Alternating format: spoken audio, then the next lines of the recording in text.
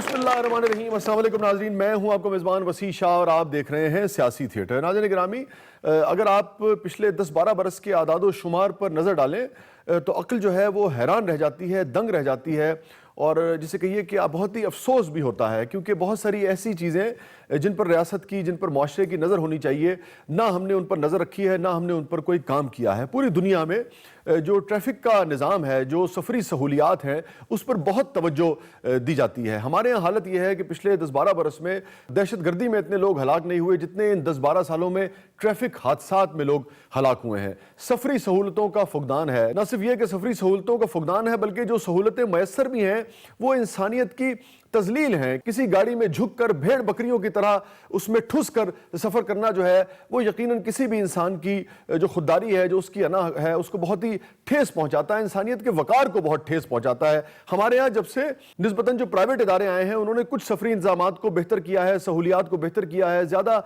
बाइज्जत बावकार बनाया है, मगर उनके किराए जो है वो आसमान से बातें करते हैं, आम आदमी जो है उसकी पहुँच से दूर है। तो पुराना जो ट्रैफिक निज़ाम था और जो जदीद ट्रैफिक निज़ाम है, ये किस तरीके से पैरेलल सफ़र कर रहे हैं, जरा आइए नजर डालते हैं इनके दरमियान क्लैश क्या है। आज से हम एक नया सेगमेंट आपके लिए शुरू कर रहे हैं जिसका नाम है सफर है शर्त। आइए देखते हैं।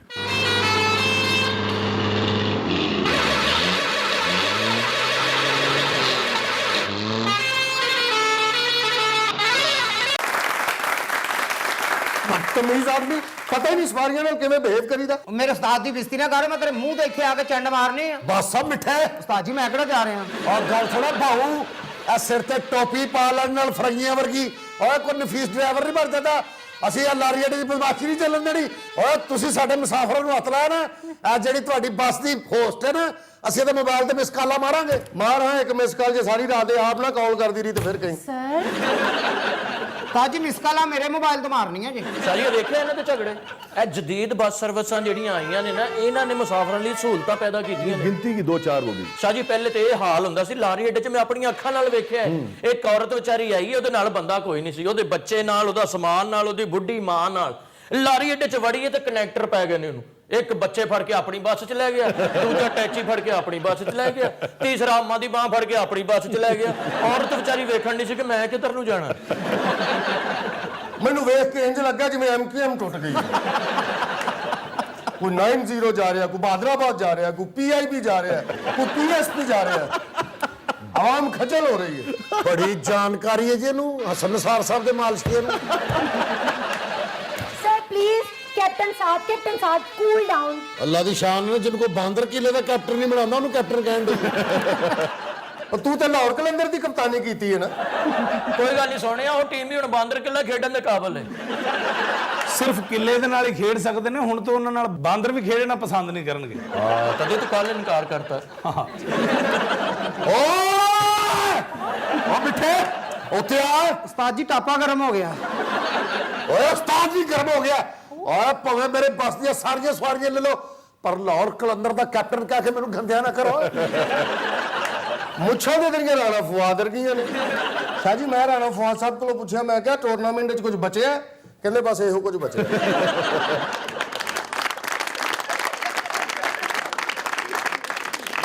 ਓ ਮਿੱਠੇ जी उस्ताद जी ਤੈਨੂੰ ਮੈਂ ਕਿਹਾ ਸੀ ਨਾ ਡਰਾਈਵਰ ਨਹੀਂ ਡਾਂਸਰ ਹੈਗਾ।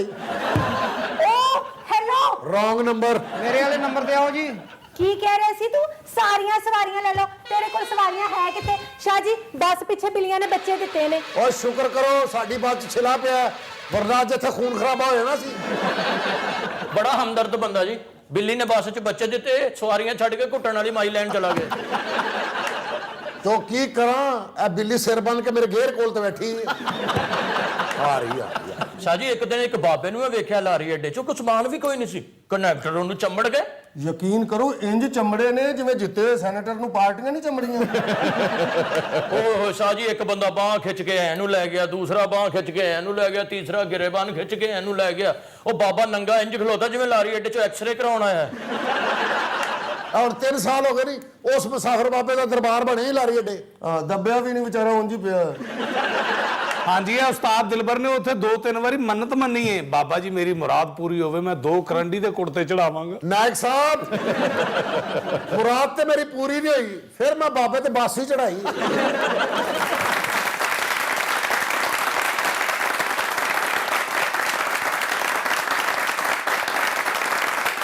ਹੁਣ ਤੇ ਸ਼ਾਹ ਜੀ ਇਹਦੀ ਬੱਸ ਦਾ ਹਾਰਨ ਸੁਣ ਕੇ ਨਾ ਬਾਬਾ ਕਬਰ ਚੋਂ ਇੰਜ ਹੋ ਜਾਂਦਾ ਤੂੰ ਲੰਘ ਜਾ ਭਾਈ। ਤੇ ਤੁਹਾਨੂੰ ਪਤਾ ਹੈ, ਉਸ ਬਾਬੇ ਦੇ ਮੁੰਡੇ ਹੁਣ ਉਸਤਰੇ ਲੈ ਕੇ ਉਸਤਾਦ ਦਿਲਬਰ ਨੂੰ ਲੱਭ ਰਹੇ ਨੇ। ਉਹ ਤਾਂ ਉਸਤਾਦ ਦੀ ਇੱਕ ਸਾਈਡ ਦੀ ਮੁੱਛ ਵੱਢਣ ਲਈ ਲੱਭਣ ਡਏ ਨੇ। ਤੇ ਦੂਜੀ ਸਾਈਡ ਦੀ ਵੀ ਵੜ ਤੇ ਉਧਰ ਕਮੀਜ਼ ਟੰਗਦਾ। ਉਹ ਮੁੰਡੇ ਵੇਖੋ ਕਿਸੇ ਬੇਵਕੂਫ ਨੇ ਪਿਓ ਨੂੰ ਕਮੀਜ਼ ਲੈ ਕੇ ਨਹੀਂ ਦਿੱਤੀ, ਉਸ ਤਰ੍ਹਾਂ ਲੈ ਲੈ।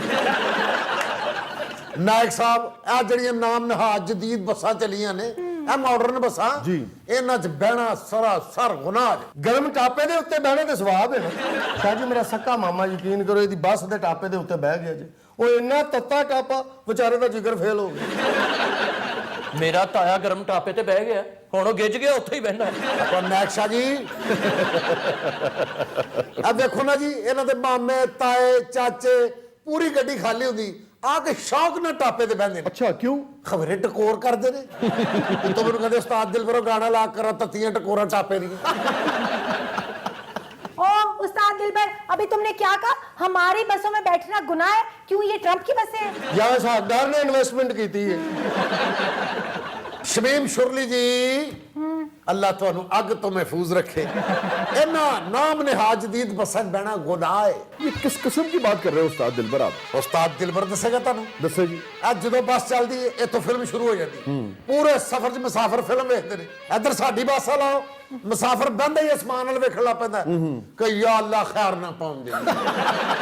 ਸ਼ਾਹ ਜੀ ਉਸਤਾਦ ਦਿਲਬਰ ਠੀਕ ਕਹਿ ਰਿਹਾ। ਇਹ ਲੋਕਲ ਬੱਸਾਂ 'ਚ ਸਹੂਲਤ ਹੈ, ਡਰਾਈਵਰ ਤੋਂ ਪਹਿਲੇ ਮੁਸਾਫਰ ਪਹੁੰਚ ਜਾਂਦਾ ਜੀ। वो कैसे? ਇਹ ਬ੍ਰੇਕ ਹੀ ਇੰਜ ਲਾਉਂਦੇ ਨੇ ਤੇ ਮੁਸਾਫਰ ਭੁੜਕ ਕੇ ਸ਼ੀਸ਼ੇ ਦੇ ਵਿੱਚੋਂ ਬਾਹਰ ਪਿਆ ਹੁੰਦਾ। ਉਹ ਉੱਠ ਕੇ ਨਾਲੇ ਪਿੰਡਾ ਝਾੜਦਾ, ਨਾਲੇ ਡਰਾਈਵਰ ਨੂੰ ਕਹਿੰਦਾ ਠੀਕ ਹੈ ਉਸਤਾਦ। ਕਈ ਵਾਰੀ ਤੇ ਇੰਨੀ ਜ਼ੋਰ ਦੀ ਬ੍ਰੇਕ ਮਾਰਦੇ ਨੇ, ਬਗੈਰ ਕਿਰਾਏ ਤੋਂ ਸ਼ਾਹਕੋਟ ਵਾਲੀ ਸਵਾਰੀ ਫੈਸਲਾਬਾਦ ਪਹੁੰਚ ਜਾਂਦੀ ਹੈ।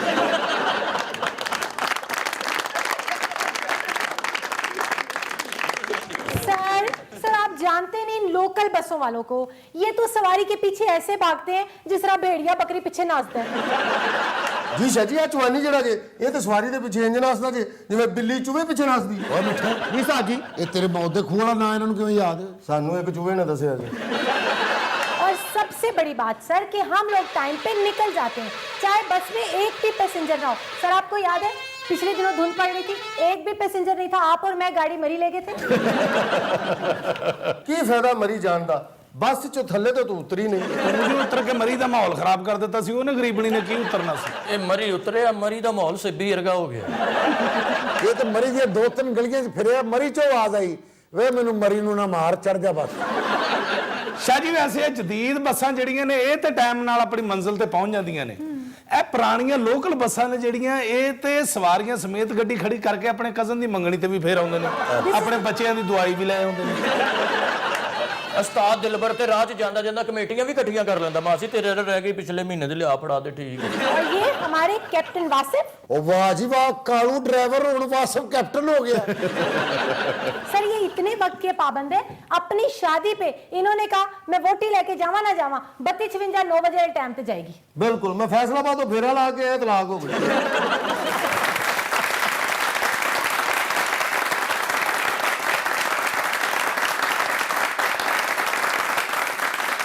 नाज़रीन स्टे विद अस, कहीं नहीं जाइएगा। छोटे से वक्फे के बाद वापस आते हैं। प्रोग्राम के अगले बल्ले में आपके लिए बहुत कुछ है। आप देख रहे हैं सियासी थिएटर। वेलकम बैक नाज़रीन, प्रोग्राम में दोबारा हाजिर खिदमत है। हमारा सेगमेंट है सफर है शर्त। देखते हैं लारी अड्डे पर क्या हो रहा है। बिस्मिल्लाह बेटा, फड़ मैडम का बैग, फड़ बैग मैडम का। मैडम जी इधर आओ, ओहो छोड़ो मेरा बैग। इधर आओ जी। कुदरती एयर कंडीशन बस, आहा हाजमेदार बस, लकड़ हजम पत्थर हजम। इधर आओ, इधर आ जाइए, उधर शापर उड़ के मुंह पे लगता है। इधर आ जाइए। मुझे कोई इंटरेस्ट नहीं है, मुझे नहीं जाना इस बस में। ਤੁਸੀਂ ਆ ਜਾਓ, ਟਿਕਟ ਮੈਂ ਭਰਾਂਗਾ ਤੁਹਾਡੀ। और टिकट ना भर, तू पीछे बह के सिगरेट भर। ओ मैडम जी किधर जा रहे हो? शीशे बंद, हबस है जी, टाइम ते पानी नहीं मिलता। इधर आओ, हर सीट दे नाल कूलर मौजूद है और शीशे खुले, खुली हवा।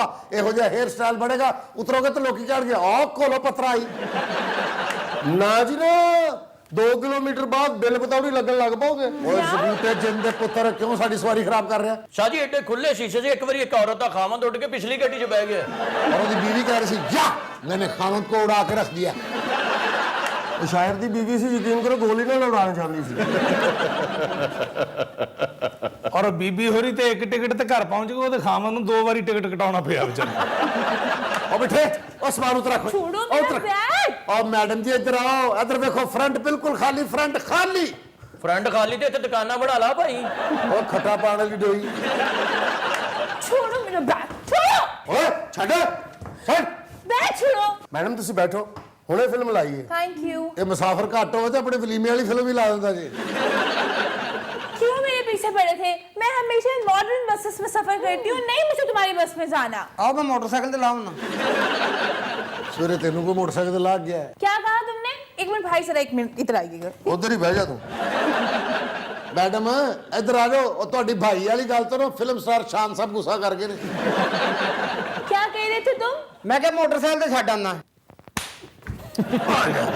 ਆਪਣੀ ਸਰਵਿਸ ਨਹੀਂ ਬਿਹਤਰ ਕਰਨ ਦਾ ਚੰਡਾ ਖਾਈ ਜਾਂਦੇ ਨੇ। ਤੇਰੇ ਨਾਲ ਤੇ ਧੜਾ ਧੜ ਮੁਸਾਫਰ ਚੜਨ ਨੇ।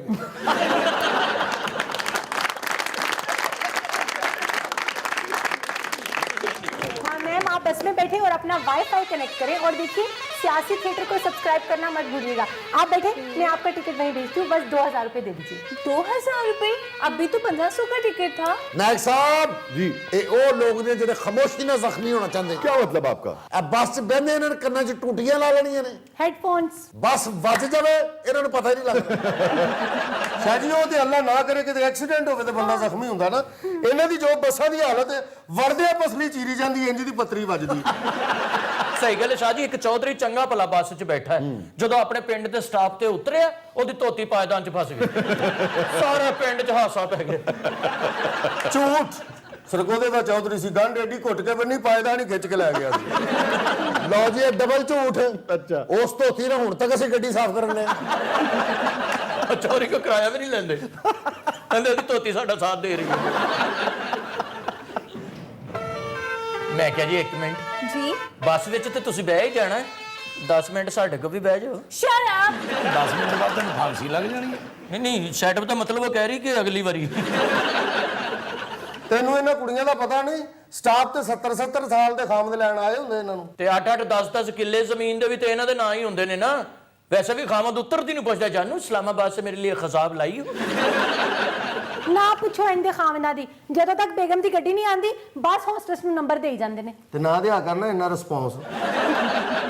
ਇਸ ਗੱਲੋਂ ਸਾਡੀ ਬੱਸ ਚੰਗੀ ਜੇ। ਇੱਥੇ ਕੋਈ ਨੰਬਰ ਦੇਣਾ ਵੀ ਚਾਹਵੇ ਨਾ, ਝਟਕੇ ਹੀ ਇੰਨੇ ਲੱਗਦੇ, ਨੰਬਰ ਲਿਖਿਆ ਨਹੀਂ ਜਾਂਦਾ। ਉਹ 5 ਲਿਖਦਾ 7 ਲਿਖਿਆ ਜਾਂਦਾ। ਉਸਤਾਦ ਜੀ ਟੇਪ ਦੀ ਆਵਾਜ਼ ਤੇ ਉੱਚੀ ਕਰੋ। ਏ ਮਿੱਠਿਆ ਤੇਰਾ ਨੱਚਣ ਨੂੰ ਦਿਲ ਕਰ ਰਿਹਾ ਹੈ। ਉਸਤਾਦ ਜੀ, ਹਾਏ ਹਾਏ। ਉਸਤਾਦ ਜੀ ਅੱਗੇ ਵੀ 2 ਵਾਰੀ ਗੱਡੀ ਇਸ ਤਰ੍ਹਾਂ ਹੀ ਵੱਜੀ ਆ। ਉਹ ਕੋਈ ਨਹੀਂ, ਗੱਡੀਆਂ ਵੱਜਦੀਆਂ ਰਹਿਣ ਤੇ ਚੰਗੀਆਂ ਰਹਿੰਦੀਆਂ ਨੇ। ਅੱਗੋਂ ਕਨੈਕਟਰ ਵੇਖੋ ਲਾਡਲੀ ਜੀ ਬਾਂਦਰੀ ਬਣਿਆ। ਸ਼ਮੀਮ ਸ਼ੁਰਲੀ ਸਿੱਖ ਇਹਨਾਂ ਕੋਲੋਂ ਕੁਝ। ਵੇਖ ਕਿੱਡੇ ਫਰੈਸ਼ ਹੋ ਕੇ ਖੁਸ਼ਗਵਾਰ ਮੂਡ 'ਚ ਖੀ ਕਰਕੇ ਗੱਡੀ ਚਲਾਉਂਦਾ ਹੈ। ਇੱਕ ਤੂੰ ਹੈ, ਤੇਰੇ ਨਾਲ ਜਦੋਂ ਹੱਸ ਕੇ ਬੋਲੋ ਤੇਰੇ ਫਿੱਕੇ ਘਰ ਦੇ ਹਾਲਾਤ ਨਹੀਂ ਮੁੱਕਦੇ। ਬਿਜਲੀ ਕੱਟੀ ਗਈ, 6000 ਬਿੱਲ ਆ ਗਿਆ, ਲੱਤ ਟੁੱਟ ਗਈ, ਆ ਮੁੰਡੇ ਦੀ ਨਾਫ ਚੜ ਗਈ। ਤੇ ਉਹ ਵਿਚਾਰਾ ਕੰਡਕਟਰ ਹੈ ਵੀ ਤੇ ਸੋਹਣਾ ਏ। ਓਏ ਮਿੱਠਿਆ ਮੂੰਹ ਤੇ ਮੋਬਾਈਲ ਲਾ ਲਿਆ ਕਰ, ਲੋਕਾਂ ਦੀ ਨਜ਼ਰ ਲੱਗ ਜਾਣੀ। ਉਸਤਾਦ ਜੀ ਆਵਾਜ਼ ਤੇ ਉੱਚੀ ਕਰੋ। ਜਿਵੇਂ ਆਖੇ ਮਿੱਠਿਆ। ਓਏ ਆਵਾਜ਼ ਨਾ ਉੱਚੀ ਕਰ ਲੋ। ਕਿਉਂ ਤੈਨੂੰ ਡ੍ਰਿਪ ਲੱਗੀ? यहाँ ऊंची आवाज मत करे, यहाँ लता रहती है। तू बड़ा अस्पताल को रहने दे। पुत्रे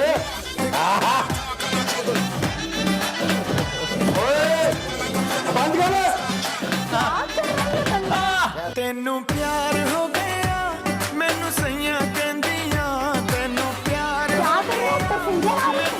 वो जाहिल आदमी हमारे पैसेंजर भी भगाएगा। ਕੋਲ ਰਵਾਂ ਤੇ ਮੇਰਾ ਜੇ ਮੈਂ ਓਏ ਬੰਦ ਕਰ, ਆਵਾਜ਼ ਆਸਤਾ ਕਰ, ਆਵਾਜ਼ ਕਰ। ਤੂੰ ਮੰਗਾ ਦੇ। पागल आदमी, क्यों अपनी रोजी पे गाना मार रहे हो? ਓਏ ਤੂੰ ਸ਼ਕੀਨੀਆਂ ਨੂੰ ਉੱਪਰ ਜਾ। 30000 ਰੁਪਏ ਦੀ ਗੱਡੀ ਹੈ, 40000 ਦੀ ਤੂੰ ਟੇਪ ਲਵਾਈ ਵਿੱਚ। ਮੈਂ ਚੰਡ ਮਾਰ ਕੇ ਹੱਥ ਫਲੀਤ ਕਰ ਲੈਣੇ। ਓਏ ਲਾਰੀ ਅੱਡਾ ਕਿ ਮੌਤ ਦਾ ਖੂਹ ਹੈ। ਓਏ ਇੱਥੇ ਫੈਮਲੀਆਂ ਨੇ ਆਉਣਾ ਹੁੰਦਾ ਯਾਰ, ਆਵਾਜ਼ ਆਸਤਾ ਕਰੋ। ਉਹ ਮੇਰੀ ਬੱਸ ਵਿੱਚ ਵੀ ਫੈਮਲੀਆਂ ਜਾਂਦੀਆਂ ਨੇ, ਮੈਂ ਕਿਹੜਾ ਖੋਤੇ ਲੈ ਕੇ ਜਾਂਦਾ।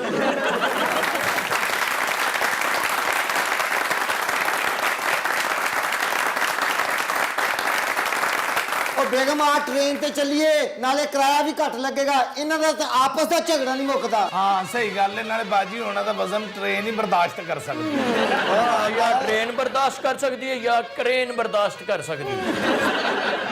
ਉਸਤਾਦ ਜੀ ਸਵਾਰੀ ਦਾ ਵਜ਼ਨ ਵੇਖ ਲਓ ਤੇ ਹਵਾਵਾਂ ਫੁੱਲ ਕਰਾ ਲਓ। ਓਏ ਹਵਾਵਾਂ ਨੂੰ ਛੱਡ, ਪਿਛਲਾ ਟਾਇਰ ਮਾੜਾ ਉਹ ਬਦਲ।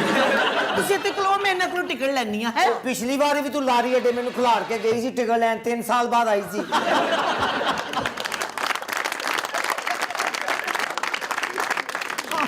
आओ बेगम इस लोकल बस से चल रहे हैं ਕਿਹੜੀ ਆਓ ਜਾਓ ਆਓ ਨਹੀਂ ਨਹੀਂ ਜਾਨੋ ਮੈਂ ਵੀ ਤੇ ਨਹੀਂ ਜਾਣਾ ਮੈਂ ਮਾਡਲ ਬੱਸ ਤੇ ਜਾਣਾ ਵੇ इस बस से जाना है ਨਹੀਂ ਜਾਣੋ ਮੈਂ ਵੀ ਤੇ ਨਹੀਂ ਮੈਂ ਤੇ ਜਾਣਾ ਵੇ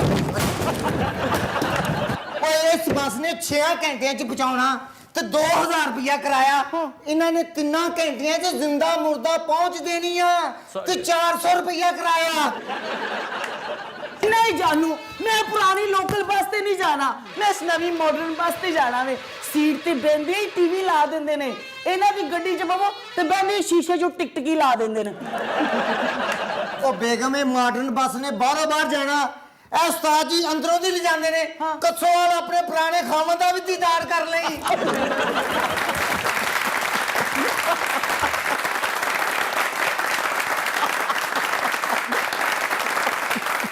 नाज़रीन स्टे विद अस, कहीं नहीं जाइएगा, छोटे से वक्त के बाद वापस आते हैं। प्रोग्राम के अगले मरले में आपके लिए बहुत कुछ है, आप देख रहे हैं सियासी थिएटर।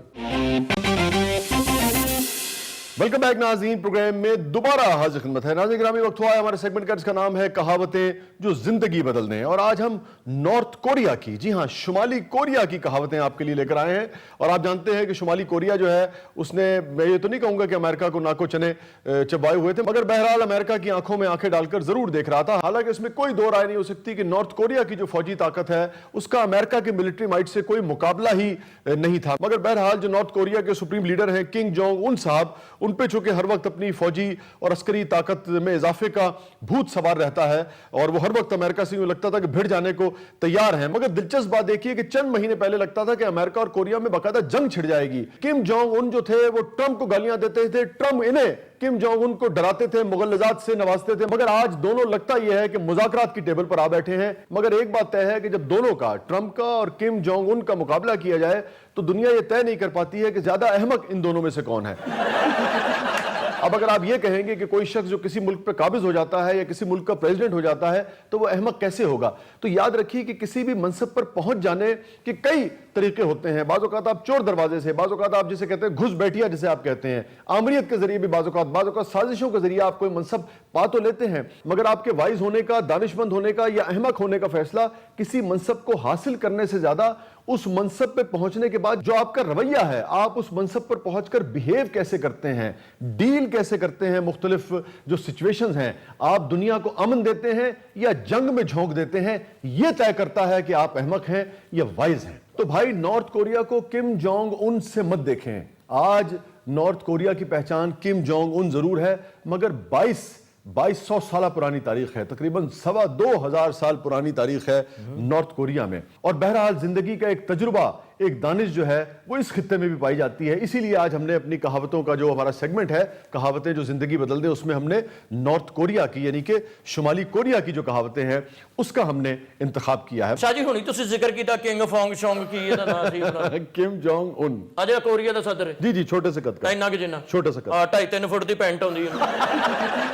अच्छा देखिए कि इंसानी हुकूक की सबसे ज्यादा खिलाफ वर्जियां जिस मुल्क में रिपोर्ट होती हैं, और आप अंदाजा करें कि जो अस्करी जो ताकत है उसको बढ़ाने का जुनून जो है वो इस आदमी पे सवार है। और आप अंदाजा करें कि तकरीबन इस मुल्क की आबादी जो है वो 2.5 करोड़ के करीब आबादी है, 2,50,52 लाख के करीब आबादी, छोटा सा मुल्क है, 2.5 करोड़ के करीब आबादी है।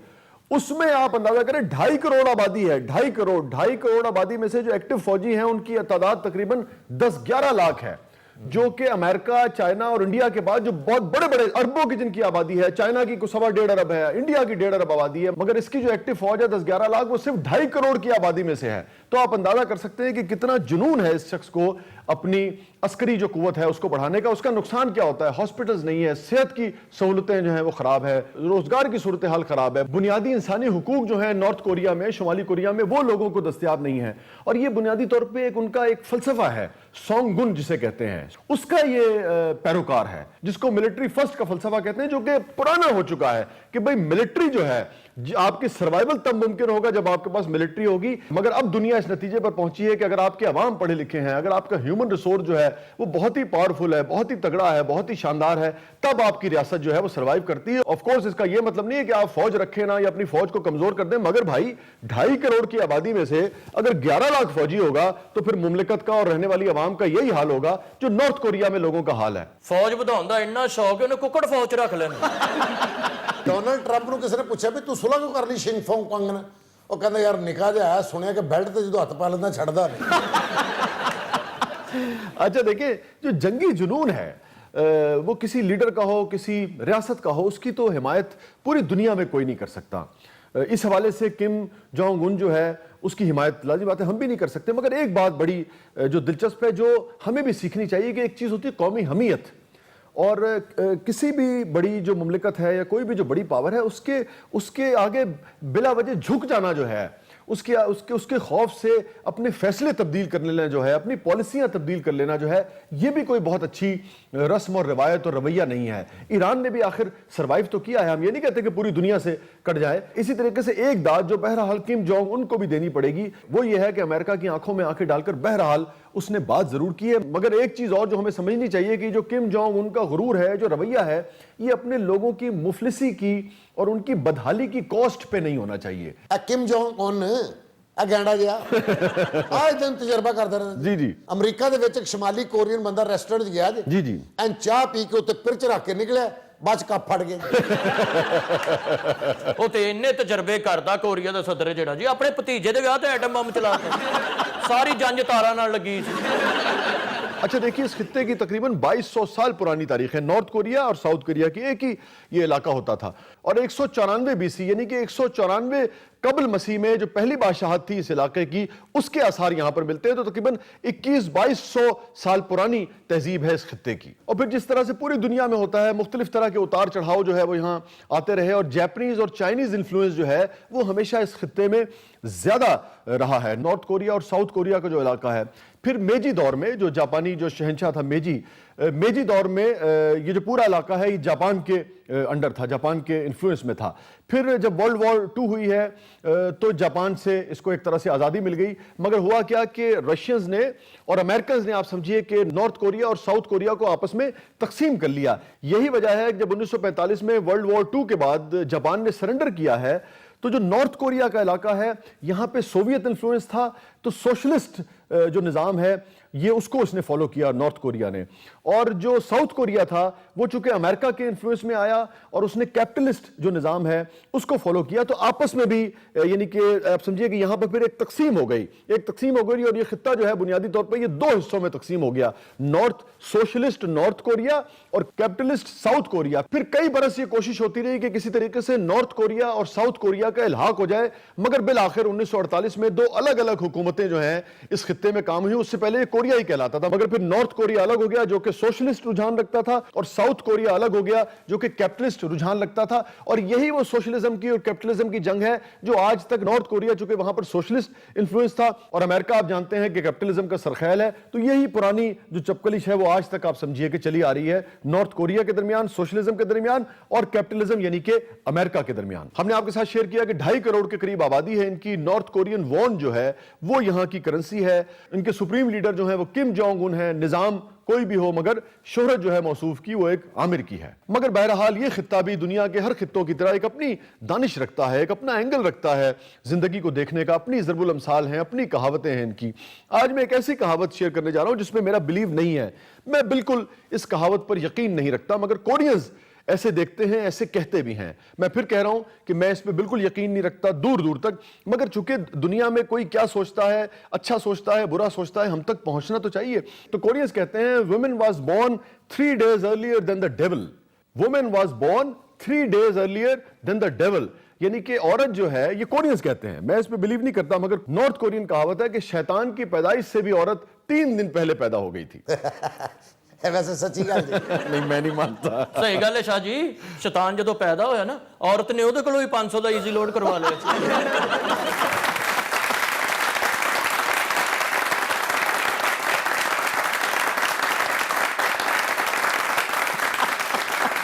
ਨਾ नाज़रीन 10 कहीं नहीं जाइएगा, छोटे से वक्फे के बाद वापस आते हैं। प्रोग्राम के अगले मरले में आपके लिए बहुत कुछ है, आप देख रहे हैं सियासी थिएटर। ग्रामी, एक मर्तबा फिर आपने देखा कि पॉपुलर और हिट म्यूजिक प्रोड्यूस करने के लिए ईरान और आज़रबाईजान से लेकर कोरियन सिंगर्स तक को सुनना पड़ता है, बहुत मेहनत करनी पड़ती है, तब कहीं जाकर हिट गाने तख्लीक होते हैं।